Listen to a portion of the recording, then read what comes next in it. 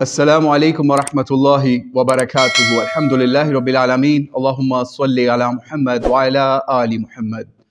آج کی اس نشست میں ہم ایک اہم معاملہ جو کہ سوشل میڈیا کی زینت بن گیا کہ امام مہدی علیہ السلام کے حوالے سے ایک آڈیو سامنے آئی، ایک شخص نے ان کے بارے میں مبینہ طور پہ گستاخی یا توہین والے الفاظ یا گالیاں دیں، اس کے بارے میں بات کریں گے کہ وہ معاملہ کیا ہوا اور اس کے اوپر روافض کی طرف سے یا شیعہ کی طرف سے جو ان کے ذاکر یا علماء کی طرف سے جو رسپانس آیا اس کے حوالے سے بات کریں گے، اور پھر اس کے معاملے کی مکمل حقیقت کے بارے میں بھی کوشش کریں گے اس ویڈیو میں بات کریں۔ تو آئیے اس کا آغاز کرتے ہیں۔ سب سے پہلے تو ہم اس آڈیو کی بدترین گالیاں جو دی گئیں امام مہدی کے بارے میں مبینہ طور پہ، ٹھیک ہے، تو اس کی سخت اور پرزور مذمت کرتے ہیں کہ امام مہدی علیہ السلام اہل سنت اہل تشیع دونوں کے مشترکات میں سے یا ان دونوں کے مقدسات میں سے بہت ٹاپ کی ہستیوں میں سے ایک ہیں، ٹھیک ہے۔ تو اس کی ہم پرزور مذمت کرتے ہیں اگر کسی نے ان کو گالیاں دیں یا ان کے بارے میں نازیبا الفاظ استعمال کیے۔ ہوا یہ کہ جب ہم یہ معاملہ پچھلے ہفتے یہ سامنے آیا، تقریباً 2 ہفتے ہونے لگے ہیں، تو ہم فوری اس کے اوپر ویڈیو اس لیے نہیں بنا سکے کہ ہمیں مولا علی علیہ السلام کے حوالے سے نبی علیہ السلام کے وہ ارشادات یا وہ قول یاد آ گئے جس کی طرف ہم آپ کو بھی متوجہ کرتے ہیں کہ ایک بار نبی علیہ السلام حضرت علی کو یمن کی طرف بھیج رہے تھے۔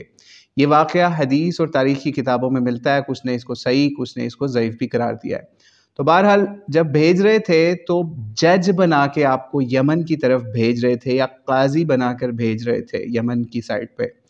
تو مولا علی نے نبی علیہ السلام سے پوچھا کہ میں کیسے فیصلے کروں گا؟ ظاہری بات ہے مولا علی نے کبھی بھی ایز چیف جسٹس کام نہیں کیا یا کوئی جج کے طور پہ کام نہیں کیا تھا ریاست کے اندر، تو ان کا ایک کویسچن تھا نبی علیہ السلام سے۔ تو اللہ تعالیٰ کے نبی نے پھر ان کو ایک تو دعا بھی دی یا ان کو کہا کہ اللہ تعالیٰ آپ کی اسپیشل اس میں مدد فرمائے گا، اور دوسرا جو مین چیز ہے ان فیصلوں کے حوالے سے مولا علی کو نبی علیہ السلام نے کیا فرمایا؟ نصیحت کی کہ جب بھی 2 شخص تمہارے پاس کوئی فیصلہ لے کر آئیں یا پرابلم لے کر آئیں جس کے اوپر تمہیں اپنا قضاء کا منصب استعمال کرنا ہے یا جج کرنا ہے ان کو، تو آپ نے ان دونوں طرف کی باتیں سنے بغیر فیصلہ نہیں دینا، ٹھیک ہے، او کما قال علیہ الصلوۃ والسلام۔ تو جب ہم نے یہ گالیاں بھی ایک طرف سے سن لی، ٹھیک ہے، جو کہ ایک بندے کی آئیں، ٹھیک ہے، بہت غلط بات ہے، خیر وہ بندہ گالی باز کے طور پہ ہی مشہور ہے، تو اللہ تعالیٰ اس کو ہدایت دے، ہم اس کی ہدایت کے لیے دعا ہی کر سکتے ہیں، ٹھیک ہے، کیونکہ یہ جو گالی ہے نا یہ بہت ہی گھٹیا ترین عمل ہے مسلمان امت کے اندر جو نبی علیہ السلام نے ایز موریلٹی یا ایز سمجھ لیجیے اخلاقی تربیت کے حوالے سے یہ بات بتائی مسلمانوں، ٹھیک ہے۔ تو یہ اس کا مطلب ہے وہ شخص مومن نہیں ہے جس کے اندر یہ چیزیں پائی جاتی ہیں۔ تو بہرحال اللہ تعالیٰ اس شخص کو ہدایت دے۔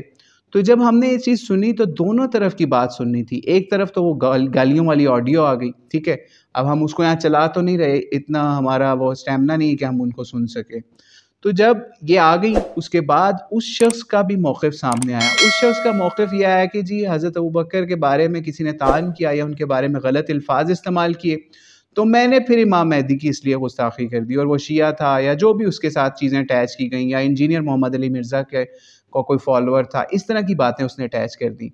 تو بھائی ایک چیز ذہن میں رکھیے کہ آپ کو دین نے کسی کو ایون کفار کے جو معبود ہیں یا کافروں کے یا غیر مسلموں کے معبود ہیں ان کو گالی دینے سے بھی منع کیا ہے، کجا کہ آپ کسی مسلمان کی مقدس ہستی کو گالی دے دیں، ٹھیک ہے۔ اب آپ ان کی طرف سے یہ بات آئی سامنے دوسرے اپوننٹ کی طرف سے یا جن کی آڈیو لیک ہوئی تھی، وہ کہتے ہیں کہ جناب میں نے امام مہدی کو گالی نہیں دی بلکہ میں نے شیعہ کے 12ویں امام کو گالی دی ہے جو کہ غار میں چھپایا، اس طرح کی انہوں نے باتیں کی، ٹھیک ہے۔ تو بہرحال پھر بھی آپ کو گالی دینے کی اسلام نے اجازت نہیں دی، تو اللہ تعالیٰ ایسے شخص کو ہدایت دے۔ اب ہم اس پورشن کے اوپر آتے ہیں کہ شیعہ کی طرف سے روافض کی طرف سے ان کے علماء ذاکرین نے اس کی مذمتی بیان بھی کیے، اور اس کے اندر ایک ایسے رافضی کہہ لیں یا پھر اہل سنت سے شیعہ کی طرف جھکاؤ رکھنے والے مفتی فضل صاحب کو دیکھ لیجئے، یہ اور بھی شیعہ جو ذاکر جنہوں نے اس کی مذمت کی، یہ وہ ان لوگوں میں شامل ہیں جو جب کچھ ہفتے یا کچھ مہینوں پہلے جب ایک بل پاکستان کے اندر پاس ہوا جس کے اندر صحابہ اور اہل بیت کی توہین کے اوپر سزا رکھی گئی، تو یہ مفتی فضل ہمدرد صاحب اور دیگر روافظ اس کی مذمت کے اوپر سامنے آئے کہ جناب یہ نہیں ہونا چاہیے، یہ تو اب روایت بیان کریں گے تو گستاخی اور یہ وہ اس طرح کے معاملات انہوں نے شروع کر دیے۔ تو آپ یہ بتائیے کہ آج آپ کس حیثیت سے پھر ایسے شخص کی مذمت کر رہے ہیں جنہوں نے آپ کے مطابق یا ہمارے مطابق ان کی امام مہدی کی گستاخی کر دی؟ تو پاکستان کے اندر اگر ایسا قانون پاس نہ ہوا ہوتا تو آپ کو جرت بھی نہ ہوتی کہ آپ اس طریقے سے یہ کام کر سکیں۔ تو بہرحال یعنی کہ آپ اس کے اوپر پروٹیسٹ ریکارڈ کروا سکیں اس طرح کے معاملات۔ تو بہرحال اللہ تعالیٰ سے دعا ہے کہ جب یہ کیس ہمارے عدالتوں میں جائے تو اللہ تعالیٰ اس کو خیر و عافیت کے ساتھ اور فرقہ واریت کی آگ سے پاک مسلمانوں کو رہنے والا بنائے اس فیصلے کے ذریعے سے بھی۔ لیکن بہرحال ہم آپ کو ایک بہت بڑا المیہ یہاں پہ بتا کر اس ویڈیو کو ختم کرتے ہیں۔ جس شخص کی یہ آڈیو سامنے آئی وہ پہلے بھی لوگوں کو نہایت ہی غلیظ قسم کی گالیاں دے چکا، بہت غلط قسم کے غلاظت بھرے کام کر چکا، لیکن پاکستان کے قانون کے اندر کوئی ایسا یا تو کوئی اس کا پشت پناہ ہے یا کوئی ایسا سقم ہے، یہ ہمیں نہیں پتا اب کون ہے اس کے پیچھے، یا قانون کے اندر مسئلہ ہے یا پھر قانون کے رکھوالوں کے اندر مسئلہ ہے کہ آج تک یعنی کئی مہینوں سے وہ شخص گالی بازی کر رہا ہے سوشل میڈیا کے اوپر اور باقاعدہ غلاظت والے کام کر رہا ہے، ان کو ریپیٹ کرنے کا ہمارا حوصلہ بھی نہیں اس وقت، لیکن پاکستان کے قانون نے کچھ بھی نہیں کیا، یعنی کچھ سے مراد کچھ بھی نہیں کیا کہ اس کو کنٹرول ہی کر لیتا۔ تو بہرحال اللہ تعالیٰ اس شخص کو ہدایت دے، ہمارا مسلمان بھائی، ہم اس کے لیے مسلمان بھائی کے لیے